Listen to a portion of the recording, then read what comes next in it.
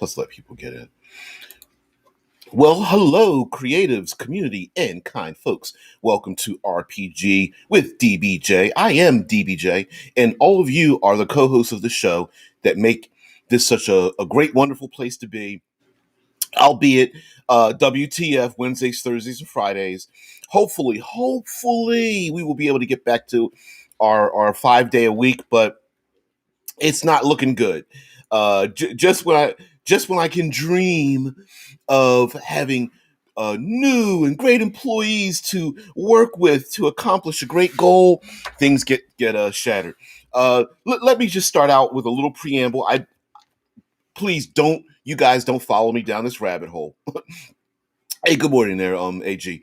Uh, I got to bitch a little bit about work. So last week we talked about in honor of Labor Day, which is a holiday here in the States, about work. And I felt like in hindsight, I didn't give enough credit to the other side of the work argument. So to long story short, we were arguing about the elimination of work. If there's technology and magic and things like that exist in the world that allow people not to have to work hard, what would replace it, if anything? And as a society, as we move forward, we are going to have, and we are already having issues about. Well, there are technological advancements that remove work from groups of people. What do those people now do? And of course, the easy answer to that would be people are saying, well, you would just find something else to do. But um, I use truckers as an example just because um, randomly and usually I hear these things in my feed because I listen to like podcasts and things like that while I'm working. And one of them is automating truckers. And, some people say, well, truckers are just going to have to learn a new talent, but driving a truck and learning how to code or something like that are two completely different things. And so where does that multi-billion-dollar industry go? Where do those people go? Well, one of the arguments is that if people are lazy is in many ways, right? We want to put out the least amount of energy to accomplish a goal. And if that means I can sit on my couch and press a button to order a pizza and change a channel on television and sit back and, Netflix and chill, that people will do that. What I didn't, and I'm a positive person. I lean positive that every generation of society gets better, that has a better living condition than the last one, no matter how terrible our current condition is. But I didn't give an argument to the other side of that, in that how valuable it is for people to work hard. And so this is my armchair breaking down of it, of this concept, and that is working has nothing to do with what you're doing when you work. Working is our society's ability to analyze how valuable you are to the rest of us and who you are as a person. Are you reliable? Are you timely? Are you someone who's dedicated? Are you someone who can focus on a goal?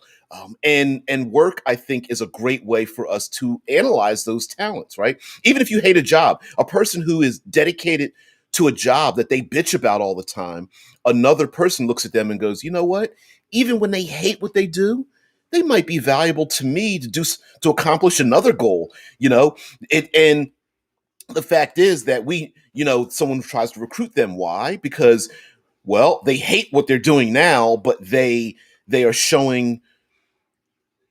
Work shows us characteristics of people in a manner in which other people can value them and measure them and find out, do I want to be friends with this person? Do I want to work with them? Do I want to live in a community with them? Are they value added into my society, my group, my faction, my ability? And if you're a lazy cuss, it's pretty easy to analyze, like, listen, we need to build a bridge and you don't get off your ass. So yeah. And of course, in a modern context is The warriors, the hunters that go out to hunt down the elephant, and you're sitting on your ass, and you got six hunters that kill the elephant, and you're one of these people who's just as fast and as strong to go hunt this elephant, and you're just like, nah, you guys go ahead and do it. And then but you want equal shares. People are going to look at you like, what? But I say that because, like, my body is killing me. I'm old, dude. And um and it's just like this last Saturday, and then Monday, Tuesday, probably again today. Like, four of my coworkers just called in because they don't feel like being it. Just like rolling my eyes, like, again. And this has been going on for years. So let's circle this back around to the actual point of the show. And Mike Moldesky and actually some others, though, suggested that we return back to some old themes that we talked about on the show. And on Wednesdays, we love the world build. I mean, we take a subject and we try to world build it. But I thought we would anti-world build, kind of. So in this anti-world building, we're going to talk about how magic just really can't shape the world the way you think it could. A lot of times, especially Dungeons and Dragons and fantasy, we love to sit around and talk about, if magic existed, it would change the world and it would solve all of our problems. And it, in a vacuum, I kind of agree with that. If you have rampant healing or the ability to, create or purify food and water with just snapping your fingers or whatnot, or even, what is it, the spell good berry. Hey, we're just going to make berries that you eat one berry and it's your full nutritional intake for the day, and you're going to be strong. Or you have warriors going to war and you have somebody standing in the background, like, you're healed and you get a healing spell and you get healed, and how much that would transform society. But and I think we're going to have to crush the dreams of all the people that think that's how it's going to work. But in hindsight, this actually would build stories. Okay. So one of the things that is great about magic, and we can talk about this in relationship to technology, is that magic and technology makes things easier for us. We find things that is a hard to do. Someone comes up with a way to solve that problem, and then boom, the problem is solved. Let's go back to the aqueduct, right? Getting water from a distant location to where we're living, that clean water source. Maybe we needed to send 10 people with giant buckets, or we have to walk up to get the water to bring it back. Someone says, hey, let's build an aqueduct to get the water down to us. Wagons are another thing, right? Hey, we could get 50 people to carry, tons of goods, or someone can design a big square platform and some wheels underneath it, and that could help us multiply our efforts. But I think one thing that we always fail to realize is that we don't take into account the amount of effort it takes to get the thing first before we get the end result, right? So someone has to build the aqueduct. You've got to design it. You've got to take valuable resources away from doing one thing to build another thing. Now, of course, we know in real life aqueducts were built. Okay.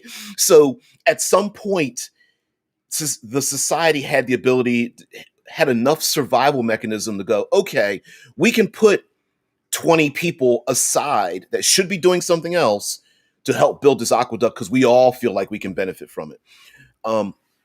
But it's the equivalent of brain surgery today. Okay. We all have the ability to do brain surgery if we just put our minds to it, like learning magic, right? Or is that true? Like, do I really have the capacity to learn brain surgery? Probably. Do I have the resources, the money? Do I have the connections? Do I have the wherewithal to learn it? Could someone force me to learn brain surgery to become a renowned brain surgeon like the other brain surgeons I'll be learning from? Who pays my bills? Who feeds me and clothes me and shelters me when I'm bored and I want to do something else, right? And magic in many ways is that way. It's either learned, wizards, etc., or it's granted to you, clerics, warlocks, and whatnot. And who's doing this? Who is teaching these people to heal others, or the gods? Like, why would they let something like that get out of hand, when they could just snap their fingers and say, no, hey paladin, you're not healing that chaotic neutral tiefling that's in your party. Why would we let you do that? All right, so Mike Gould, hey Mike, I'm not. I see you. I'm not going to let you go too far. So Mike Gould, one of our co-hosts here, says, "I think the perception about magic changing the world in any D&D setting has to do with how easy it is to do. You can cast spells, drink potions, and scrolls without repercussions." Well, yes. Mike says other systems have risks to magic. D&D doesn't. Yes, classically, outside of role-playing games, nearly every magic system in any concept you've ever read everywhere has a repercussion. It has a cost, and that cost can be lots of time. It could be you're literally using your life force. It could be rare materials. It could be please don't interrupt me, it's going to take me hours. It could be um enemies and whatever. Everything has a cost except in Dungeons and Dragons. But also, we again, we're looking at the results. How long did it take? What capacity did it take for that person to learn magic? And there's a cost when you want to teach someone. um if it takes 2 weeks to show someone how to shoot a bow or throw a spear, that's a lot different, a much cheaper cost than 4, 5, 6 years of sending individuals away who are valuable to your community before they start casting spells. And I think that gap of time is like, okay, we're going to invest in you, but what happens at the end result of that? Who graduates? Who doesn't? Are they, do they cheat? Do they not learn anything? Do they get bribed and go to the other side? Do they learn something and decide to do this on their own? Like, I'm not doing this with you. I'm going to keep this to myself. I'm going to make it scarce and all that. Mike says magic is supposed to be rare and special in D&D. That is, until every PC rolls up a magical member of the zoo crew. Yeah, yeah, that's true. Now you have talking cats, demons, giants, and so on as PCs. Right. And then, of course, it's how many people have access to magic. Like, is it one out of every 50,000 people in the world, or one out of every 1,000? Right. Anyway, Mike goes on to say, that said, if magic is rare, common knowledge, work, science, and so on could do a lot. Some of this requires knowledge of ancient secrets that we as modern people can nick from several older cultures. Exactly. Like today, if there's one faith healer that can literally just touch people and heal them, that one person's not going to change the world, right? But if that one faith healer could be like, oh, let's get a factory going and give this skill to other people. Yes. Mike says, for instance, honey as an antiseptic. Yep. Spoiled bread as an antibiotic. The engineering required for water wheels and aqueducts, etc. Yeah, people would have to discover it, and then they would have to figure out how the best way to teach others to do a thing. And then then you're talking like honey is an antiseptic, is actually suggested to put on like open wounds, and for pets, animals, that you put, if they get an open wound or something, that you put honey on it. But we don't do that any longer, right? And we don't do that now. Deadman says, use the full alchemist rule of equal exchange for magic. Cast a spell to heal someone here, and equal damage is done to someone elsewhere. Yeah, yeah. We D&D magic doesn't work that way. It's an on-off switch. That doesn't mean that your world doesn't work that way, right? But yeah, I mean, just because you're like, oh, we're gonna light spells for everybody, we're not gonna have to worry about torches. It's like, well, are you taking light away from somewhere else? Because you might be plunging the rest of the world into darkness.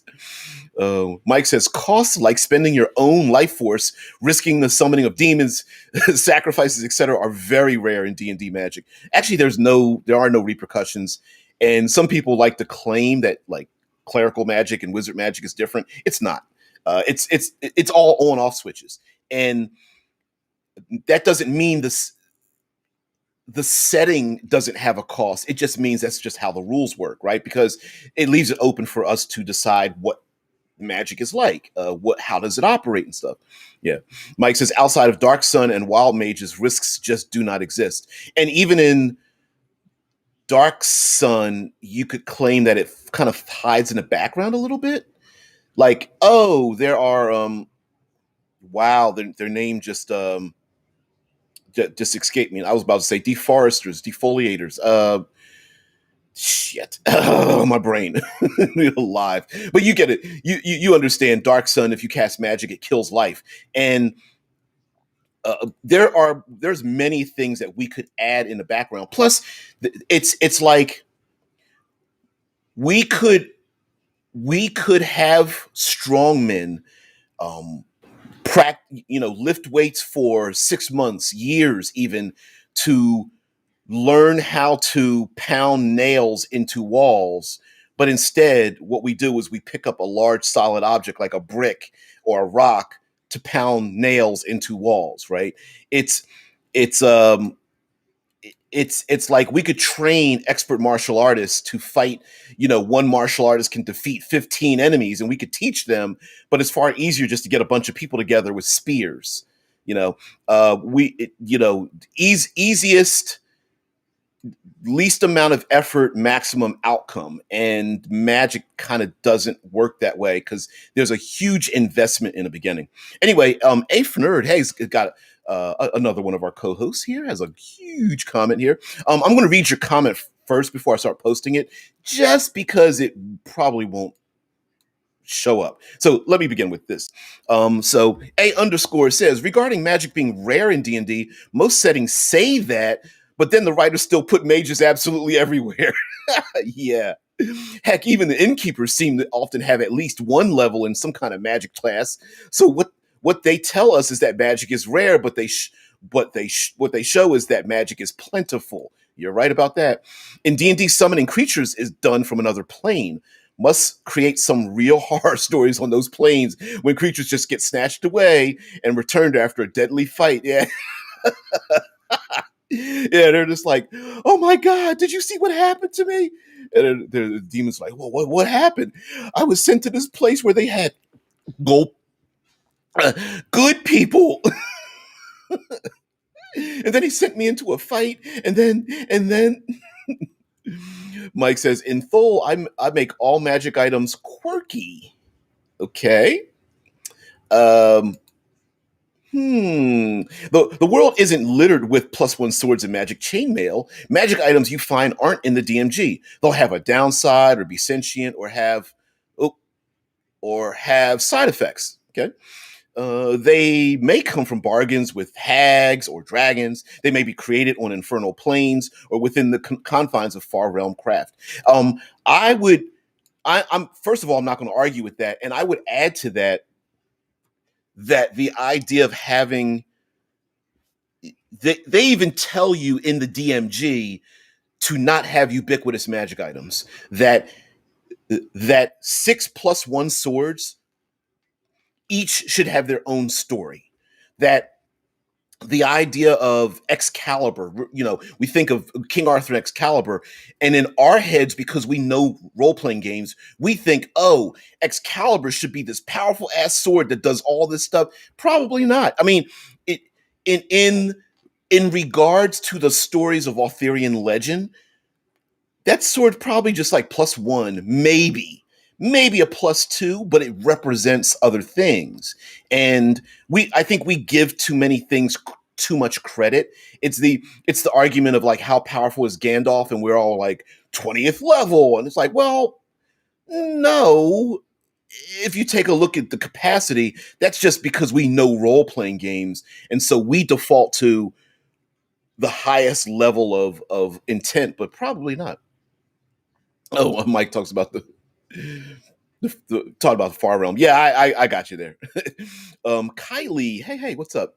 Kylie mentions Shadowrun Magic had a great balance system. You choose how strong your spell is, cast it, then resist the damage the casting does to the caster. Yeah, it sure does. Yeah, so long as you're healthy, you can keep casting. Yeah.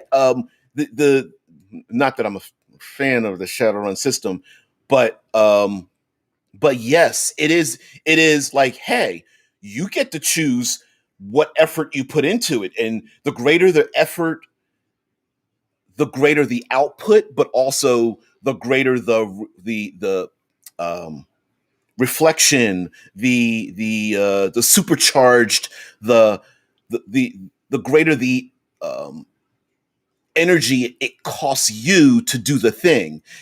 Where you have there's some magic system. Some people complain that Dungeons and Dragons is too Vancian, it's too specific, and that you could have a why can't we have an organic magic system?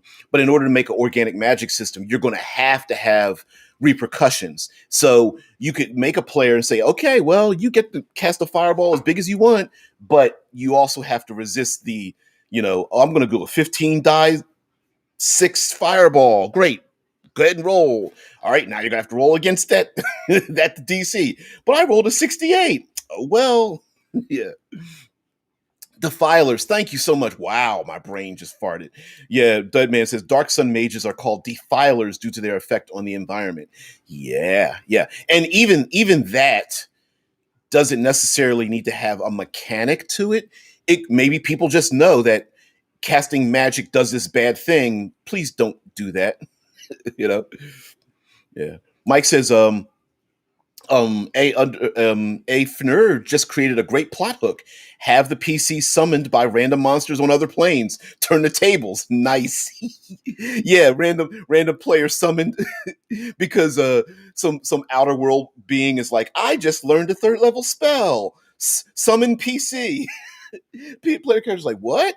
Yeah, you got to serve them for 101 days. Yeah, yeah. Now Kylie does mention I about the Excalibur, but Kylie does mention that sword was clearly Vorpal in the Holy Grail. Yeah, and there's even even the what's the other the Jabberwock and the Vorpal sword specifically mentions it. So yes, Excalibur is Vorpal sort of sharpness level. Yes, I get it, but I guess I wanted to make a point about stories in general, and that we give them more credit than they are, like the ring in the Lord of the Rings, right? The One Ring is a ring of invisibility with a huge cost and story on the end of it, right? But it's just a ring of invisibility, or is it? It's a ring of invisibility with a story element to it. It doesn't. From our point of view, it doesn't really do anything else. Now, people think it does because they have a greed attached to it, and they imagine themselves being these powerful people. But does it do anything else, or is that just our greed making us think it does something else? Right.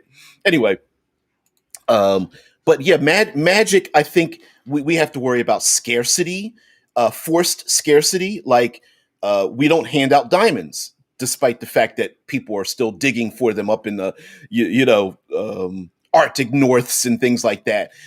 We don't hand out AK-47s, despite the fact that the world is flat. Well, there's some regions where they do that, but there forced scarcity isn't necessarily a bad thing. If I'm selling pies, I could hand them out, but why the hell would I do that? I'm going to sell a pie if I'm a great pie maker, and I could make thousands of pies if I want to, but maybe I'm not. Maybe I want people to desire my pies and know that they're rare.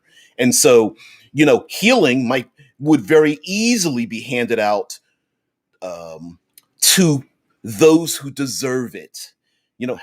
What kind of greatness will I have? That could be from greed, or it could be from maybe you're a good person, but you're like, I'm only going to heal the people that deserve it, that are good and just and believe in my beliefs, right?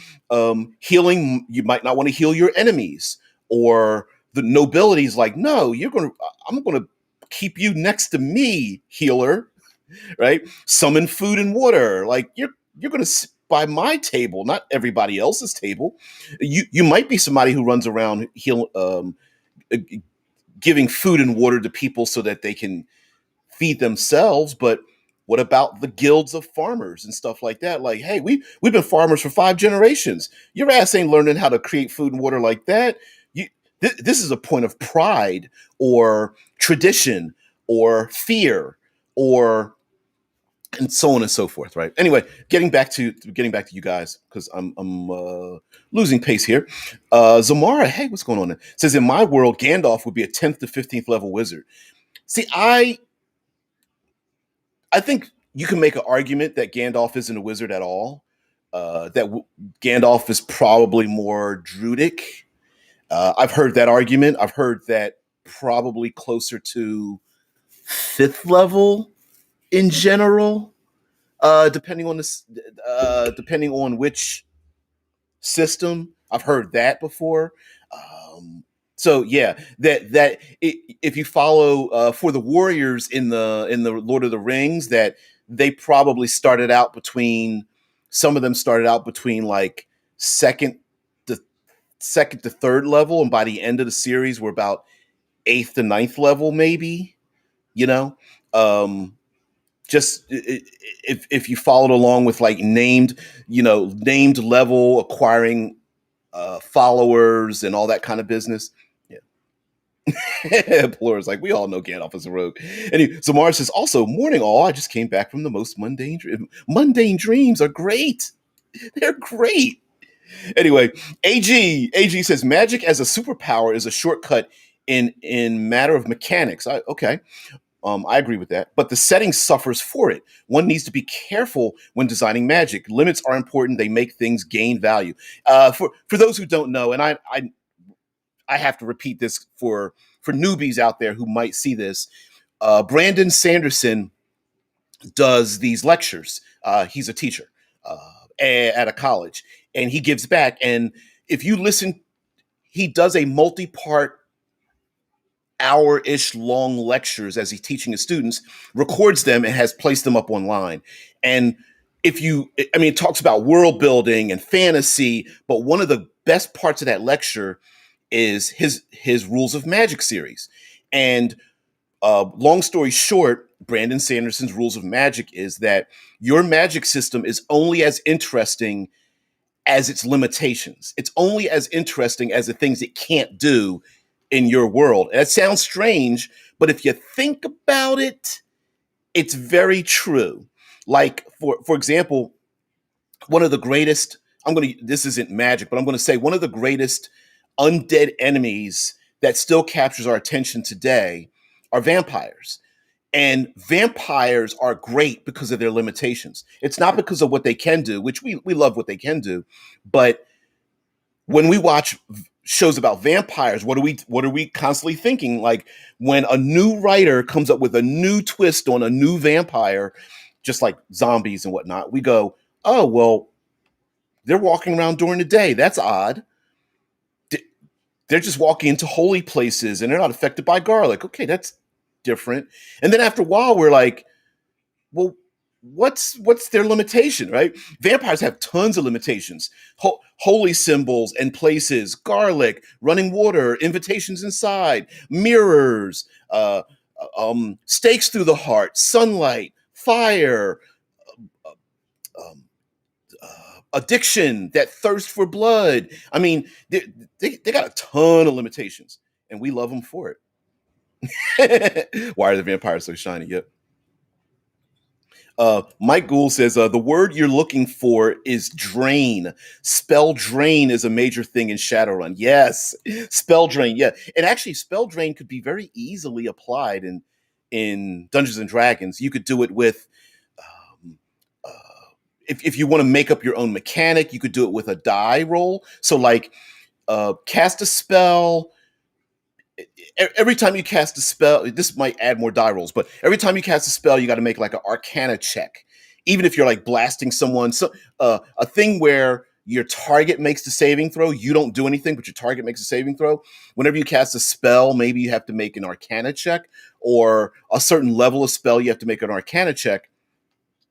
And then failures, you get a die 4. And that die 4 it's like exhaustion. You get a penalty on performing other actions, maybe physical or whatever. And then every time you fail that Arcana check, the die increases a D6, D10, D12, and you roll that and you subtract it from everything else you want to do to the point where you're just like getting drained by it. You could also add exhaustion levels. You could do it with a drain on hit points. That's a little funky because there's so many ways to navigate that. You could do it on hit dice, but even hit dice kinda doesn't work out exactly right. Wild magic tables, you could rejigger wild magic tables so they aren't so gonzo. That kind of thing. Yep.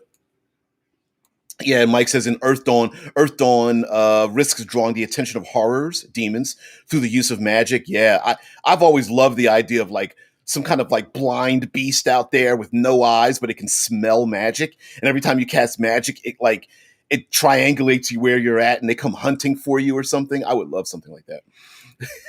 Kylie, so silly. Says I was thinking of when Arthur took the Black Knight. 'Tis but a flesh wound. Yeah. And they're just like looking at the Black Knight like, we're gonna call you Stumpy. Like, I can still bite you. Oh man. Michael says a way to bypass the need for magic and thus promote the value of mundane advancement is to allow some cultures to know certain sciences. And here's another thing too, right? Like we could even today, not as many people, but like I have zero ability to survive out in the wild.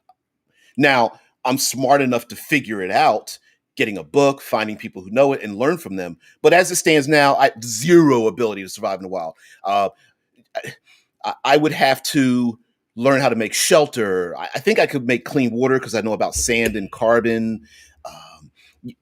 Hunting would be difficult for me. I know about how to, in general, how to find foods that are edible. Basically, if animals eat it, you can kind of eat it. If animals avoid it, you should avoid it, kind of thing. But I also know what a supermarket is and a fast food place, right? But even today, there are people who are like, "Yeah, I'm going to eschew all that and still learn how to survive on my own." Just because someone is able to create food and water doesn't mean that people are just going to all stop doing what they're doing. Because a is that available to everyone equally? Because your lower status individuals or forced lower status individuals are going to go, shit, they're not going to give us food. We need to learn on our own. Let me teach you how to hunt and everything, because the person who is doing the magic might control it, or someone may control who they are giving it away to. So yes, much like what is it, Mad Max Fury Road, you had the I can't remember the silly name of the dude that was giving water to everyone that was down below. That person, he was using water as a scarcity tactic to keep everybody in check. But what happens? There's people who are going to rebel against that. Like, God damn, like we need some, like we all need water. What are you doing? Yeah. Now, Dead Man says Radagast was definitely a druid. I agree. Yeah, if you're gonna walk around with like bird crap dripping down your face, yeah. Gandalf was a sorcerer. Ooh. In name, yes, you could say. Was he born with those powers? Or enchanted with those powers? I don't know. They did call him a sorcerer many times, though, but I think that's just wording. Mike Gould says, for instance, consider the engineering accomplishments of ancient Rome, China, the Golden Age of Enlightenment in Arab kingdoms, the works of the Aztecs, Mayans, and Inca. Oh, you know what? Today, scientists, brilliant people, are still having a hard time understanding how those ancient peoples. Immortan Joe. Thanks, Dead Man. I knew you were on it. Immortan Joe. Here's water. Serve me so I can breed short-lived pale kids. Turn water off. Yeah. But yeah, there were a lot of engineering accomplishments, and guess what? They were motivated by religion, by ascendancy. They had talents that even today we can't analyze, and put a lot of effort into it. So yeah, yeah. Mike's like DCC Dungeon Crawl Classics has some wild and weird spell failures. I love it. Um, Ooh, Z. Hey, Zamara says, ooh, narrative consequences for magic should be there regardless of your world's magic level. I agree with that. If your world is if your world has no magic, then how do you exist? How are you using magic? Where does the power come from? Let's see. It goes on to say, example, one story I am writing, magic takes the essence from the elements you're using, doing permanent damage to the world. Uh, Z goes on to say, if it's low magic, then people will understand the dangers of it without having the exposure to tell the difference between where the dangers come from, making magic, well, dangerous. Like, for example, my game world, unless you are visibly an elf-born or come across as someone who worships the gods, people assume you take magic from dark forces and are likely to murder them in their, I'm assuming, sleep. Yeah, but there we go. And or blow up the town in backlash. Yeah. For a high magic system, everyone knows where magic is, and because it bends reality, know to limit who uses it. A good example of high magic, a good example of a magic narrative world is Psychers and 40K. You know what?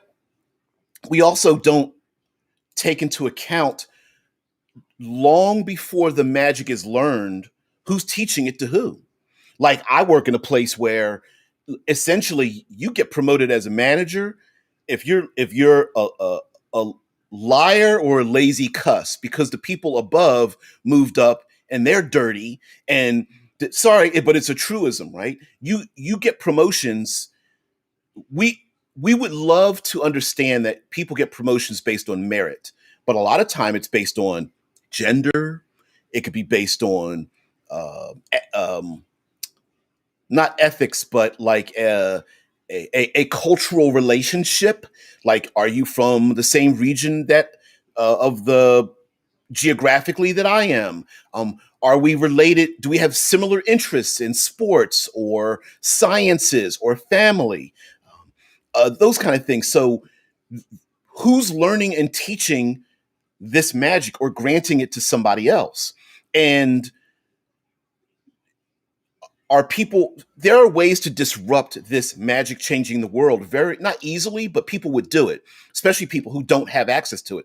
Maybe I only have a 12 intelligence and I'll never learn magic and I'm jealous of them, so maybe I start spreading rumors. I start doing a blackmail campaign or bribery campaign or assassination.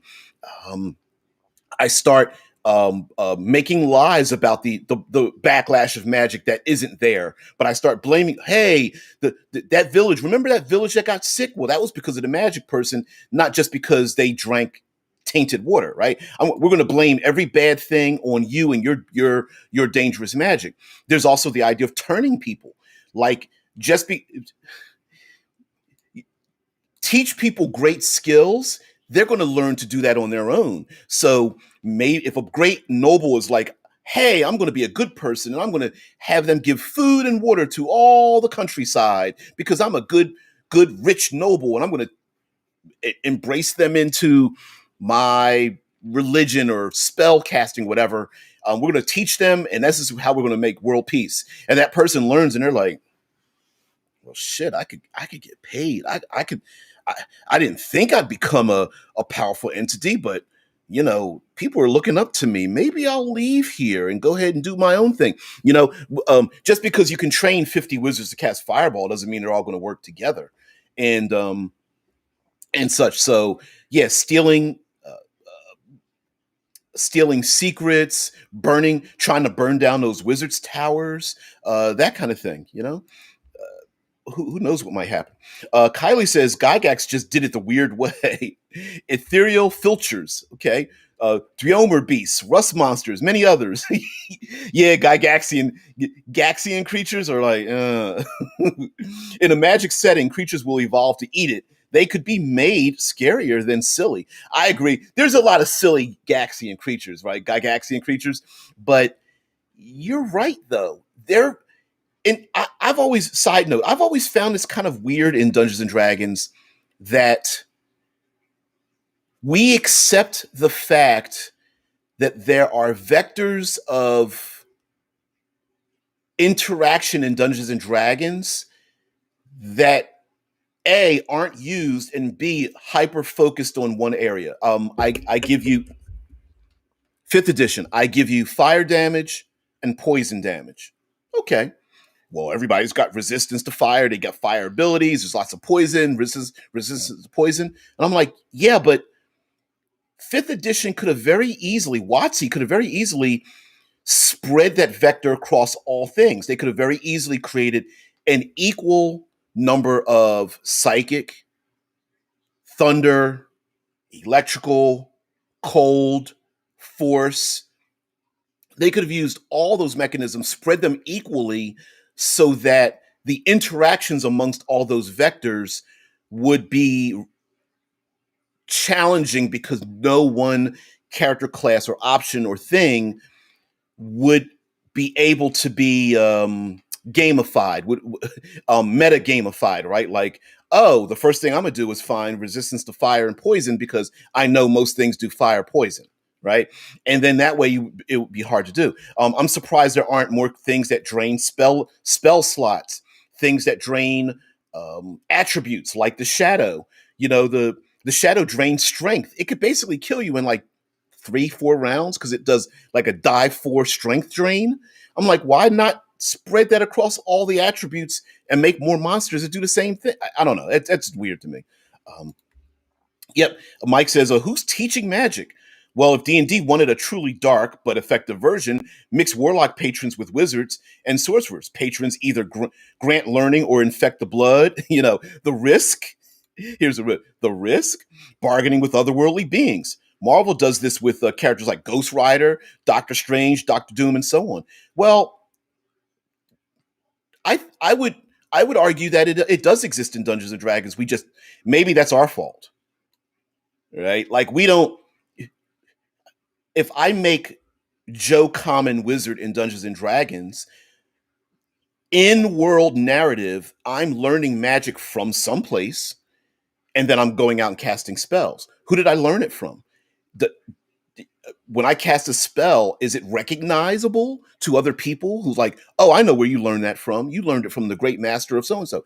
Did they teach other people to learn magic like in a school? Is this a recognizable school, or did I go and hide away in countryside or a mountain or something and learn it individually? Is this like Five Deadly Venoms for you old school martial arts kung fu theater people? Is this Five Deadly Venoms where the students and master wore masks so you didn't know who was who, and so when they went out into the regular world, you had to use detective work to find out who did what, and then once you had to challenge them, and you know, there's snake style and lizard style and toad style, and you know, my skin can't be cut by you know, whatever. But is that the case? Right, there is a built-in warlocks.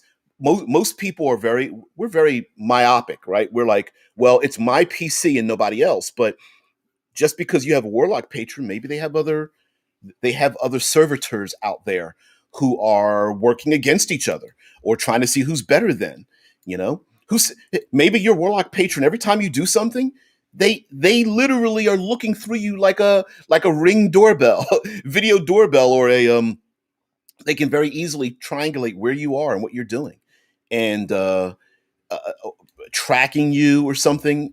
Maybe it's the Palpatinism, where sure, I've got a student, but maybe I can find a better one.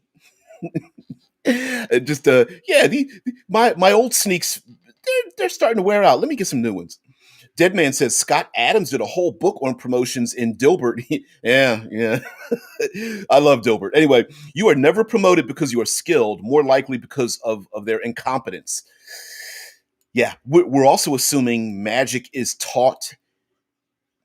The rules of Dungeons and Dragons assumes perfect parity with something else. So, in other words, when you learn Magic Missile is perfectly taught and executed every single time.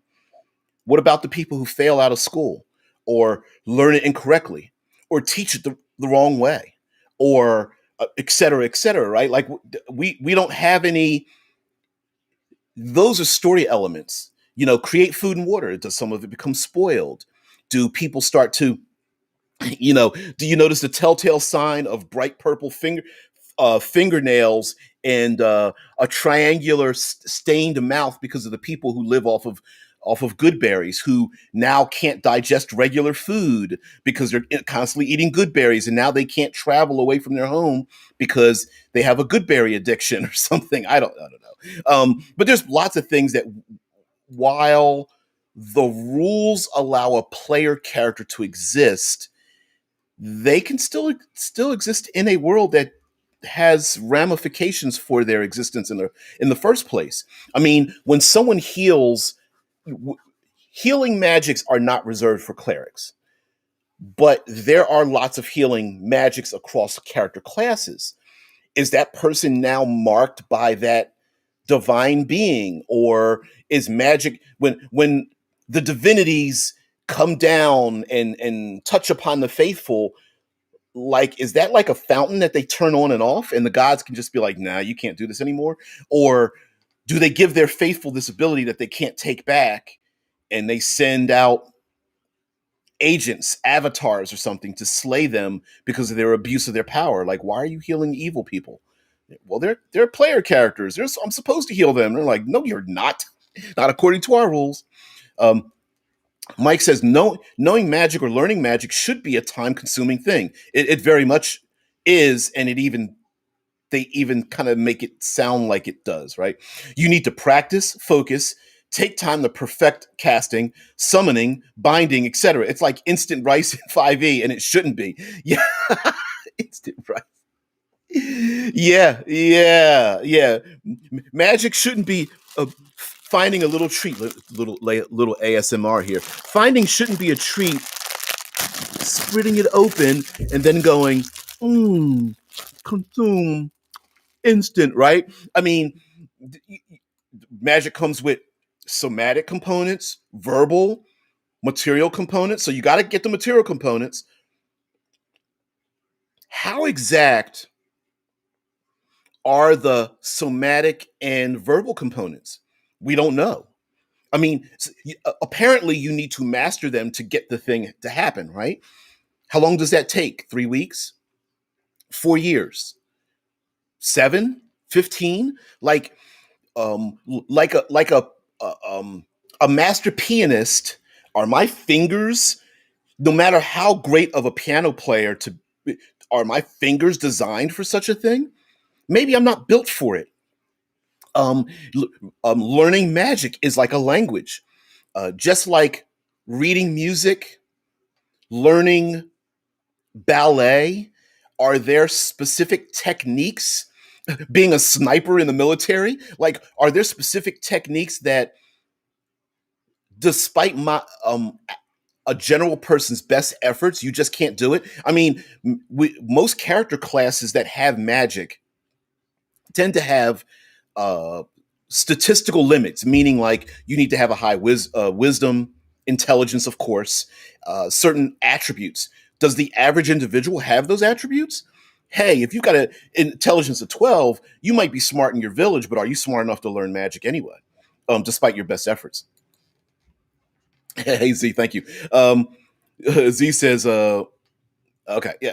Says, actually, creatures using magic as a food source makes sense. I definitely agree with that. In reality, we have creatures that eat rocks, skin, yeah, sunlight, things we find poisonous, rotten things, metals, wood, etc. You know what? We have, I think there's a roach that eats plastic, if I'm not mistaken. That at least gnaws on plastic. Like, we have a lot of natural creatures that have adapted themselves into modern big cities, and pigeons is a thing, right? Yeah. Why wouldn't creatures eat magic? You would think that would thalamovores would be would, what is it, an omnivore or a herbivore? Nope, it's a thalamovore. It eats magic. It senses when you cast magic and then looks for it. It's, I don't know why it doesn't exist. I agree. I point blank, I would love to play in a world where it's like that. I like, again.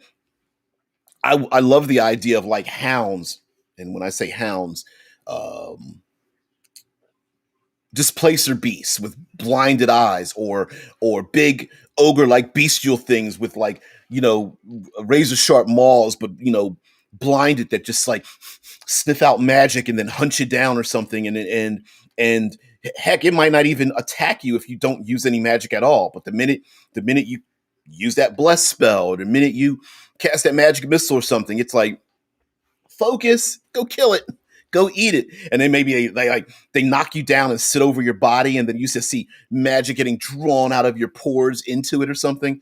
I love the visual of that, and it makes a lot of sense too. Mike says, my GM in Shadowrun, feels like 1,000 years ago, added the concept from Cyberpunk of selling out. Okay. You could bind your PC to a corporation, government, or dragon. I did so, and my spell. Okay, here we go. And my spell focus was a brass eye where my left eye used to be. All right. The dragon could see through my eye and, if necessary, take control of my body like a puppet. Yes, I chose this. I did cooperative play. I love stuff like that too. And you know what? I like making characters that, like, they're literally GM fiat storytelling machines as a player character. Like, of course the enemy can, read my thoughts or something, or detect what I did, or of course the enemy, I've got to go back to the headquarters or something to get another injection to keep me from dying or something like that. Yeah. Hey, Archive. Hey, what's going on there? Zamara says, you mean who are the original sources? In my world, I answer that question via elves and dragons. Hope none of my players are watching, though. I invited them all. Yeah. Where's the magic come from? Who teaches it? All that kind of stuff. Yeah. Archive says, Archives of Nethys. Also, there may be variants of magic missile across different regions that have slightly different effects. Exactly. Or, kind of how you already hinted, the same effect done different, right? Like, I can't speak Russian, but if I hear it, I can guess whether it is or not. Now, I could confuse it with regional dialects that are close to it, but maybe average people see a thing and they go, oh, I know where they learned that from. Create food and water. Maybe, again, narratively, maybe creating food and water from the northern region is completely different than the southern region. And it might not sit well in my stomach, or people get bored with it, or maybe it just doesn't taste very good. Mm-mm-mm. Let's see. Zamara, did I skip over one? Oh, yes. Brings up the hint. Yeah, it's part of another comment. Anyway, but I'm going to keep this a separate comment, though. It says, hint, their ancestors create the gods, which is why human gods are a relatively new thing. Ooh. Yeah, we the interference of gods in Dungeons and Dragons is another problematic thing because there are no rules for it. And I'm getting to your comment there, Archive, just a minute. But the interference of them is completely GM fiat. There are no rules for it. Just like a paladin breaking their oath, everybody likes to jump in on it, but there's no rules for it. And everyone wants to go like full on off. Oh, you broke your oath. You have none of your paladin abilities. Somewhat, clerics fall into secondarily, like, hey, if I do a thing that's against the gods, I either have it or I don't. And normally we think of it as a spigot. Once a cleric has powers, we don't think of the gods going like, yeah, no, they're not going to let you do that thing. Like, well, I'm just going to use bless on the group so we can fight the thing. Yeah, no. Right? That very, very rarely happens. But yeah, why would the gods let this kind of magic get out of hand? Or maybe they wanted to get out of hand for a particular purpose that the player character doesn't know about. Yeah, Deadman says bacteria that eats plastic. It's being used in the oceans to clean up the plastic islands. Yeah, what is it? The Sargosa or something? There's a giant island of plastic out there in the ocean somewhere, and it keeps growing because of the oceanic flows. It gets more, and there's bacteria that eats it, and they're trying to artificially create bacteria to do the thing because there's so much of it. Um, yeah. Anyway, Uh, uh, all right, Archive. I got to read this separately because it's just a large chunk here, but I have no problem with that.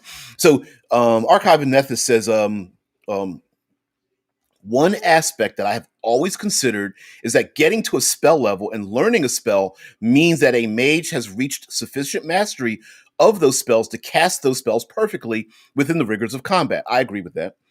That doesn't necessarily mean that a low level mage in a controlled environment cannot, with a chance of failure, cast spells of a higher level for narrative purposes. I completely agree with you on that. Stories are replete with stories are replete with stories of apprentices summoning powerful devils beyond their control. After all, you know what? Again, the rules system doesn't emulate the narrative system. Like we don't think we already fast forward to the I can cast a spell perfectly every time under stress. But we don't think about the first level character that's trying to learn how to summon a fireball, right? And setting their arm on fire or the building on fire or the it's the Harry Potterness of it, right? Like, yeah, you haven't mastered this yet, but the arrogant student's like, yes, I have.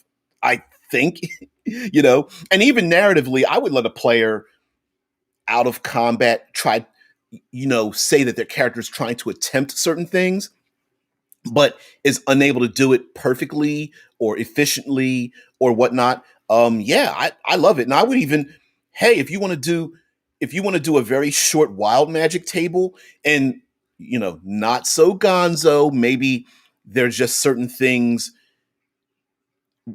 narratively and thematic that happened. Like if, hey, my pyromancer accidentally sets something on fire or snuffs a fire out, or maybe smoke is created, or maybe their hands alight on fire that they can't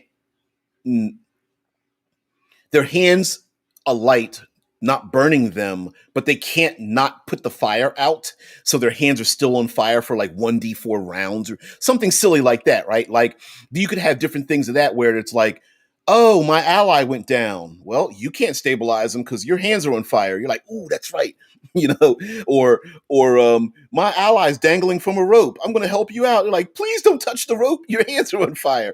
Something silly like that. But you could do something similarly and just have like maybe 6 options, like 3 positive, 3 negative, or something like that.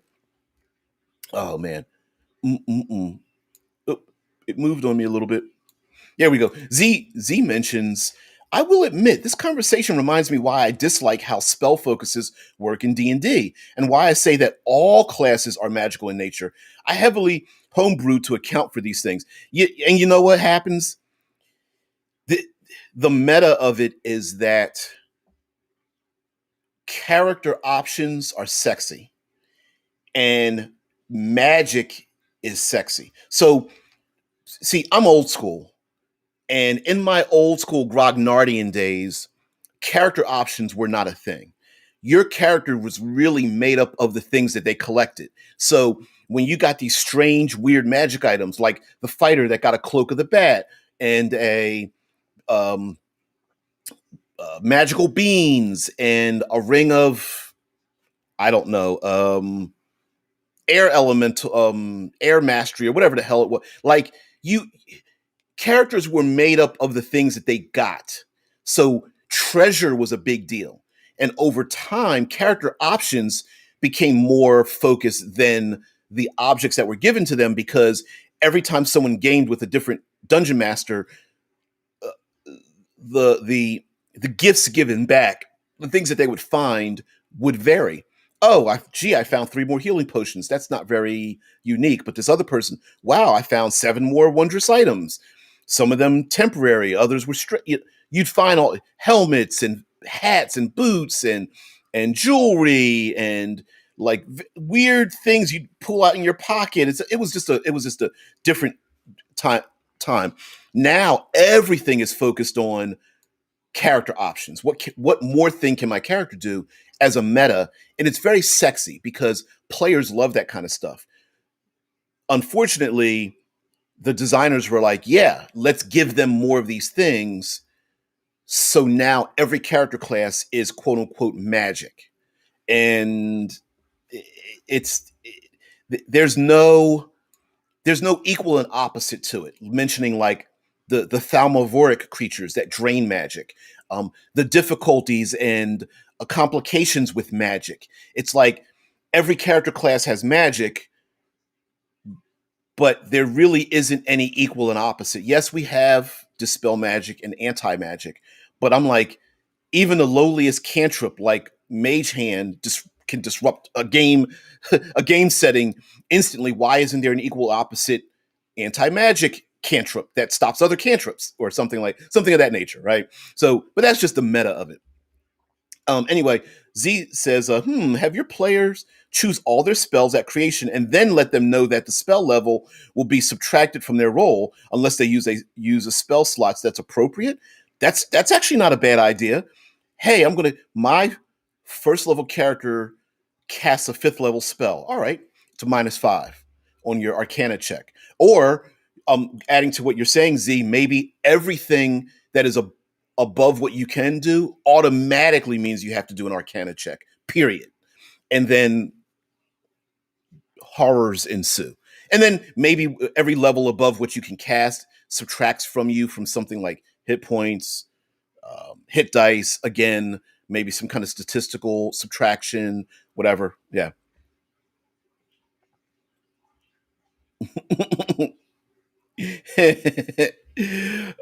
AG's like, Donnie Kruger effect plus magic equals fun. Incompetent people are not competent enough to realize how incompetent they are. Yeah, yeah. Yeah, you're right about that. Yep. Brings a whole new meaning to burning hands. Yeah. Oh my god. God, hey, listen, don't touch you.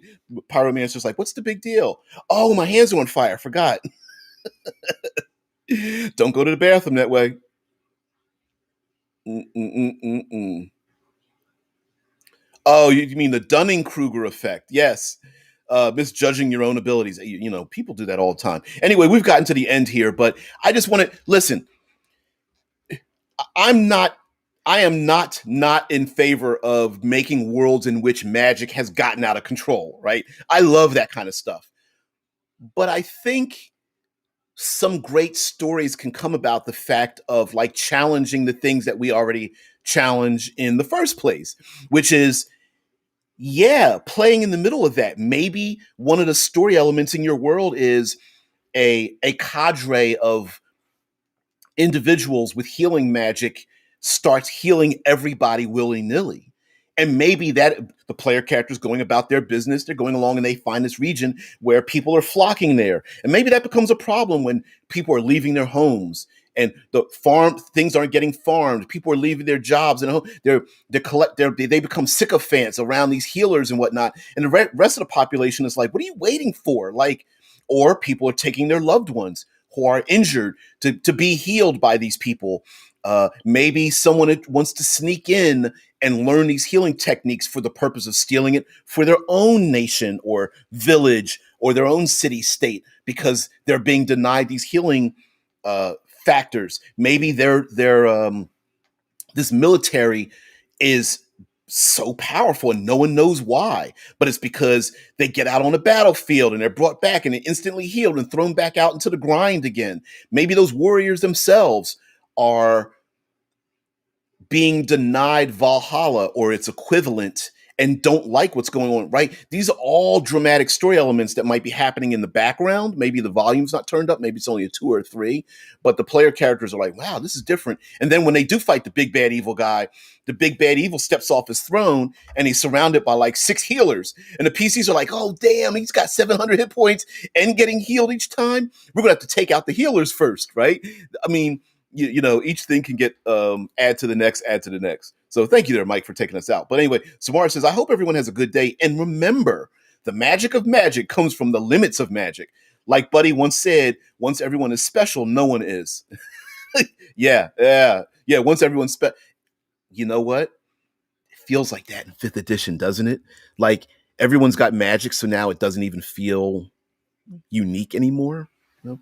Kylie says Fireball used to be that, Mike. It would fill its intended area of effect regardless of soft targets like doors and your allies. It used to be, oh yeah, fireballs down narrow alleyways was just like, oh shit. Yeah, ride eternal shiny and chromatic dragon. Plura says, take care all. Enjoy the rest of your day. Guys, have a great one. Thank you very much for being here. Tomorrow, of course, Third Pillar Thursday. We're going to talk about lots of magic affecting the environment and having some fun with it. Like let's give you a hint. What happens if you cast a spell and it lingers around permanently? Love you guys too, and great things to come. I've been away from the blogosphere, the interwebs, and I apologize for that. I've just been old and tired, but I'm coming back. I'm still here. I'm coming back. So yeah, we're going to talk about that tomorrow. Where like what happens when you, what's that? Come on, like you cast that spell. I think it's Spirit Guardians or something like that, no, or something else where you cast a magical spirit guardian that you walk through and get healed. What if that's just walking around? Uh, here's my hint. Here's my hint. Kara's Veil.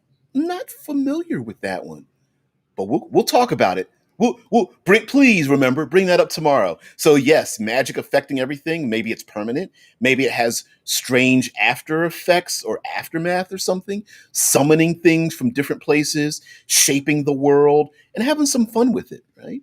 You know, that pyromancer, maybe there's a lot of things happening in the world that give your players plenty of hints that yes, they will confront a pyromancer at the end of it, right? So very awesome. Anyway, guys, have a great one.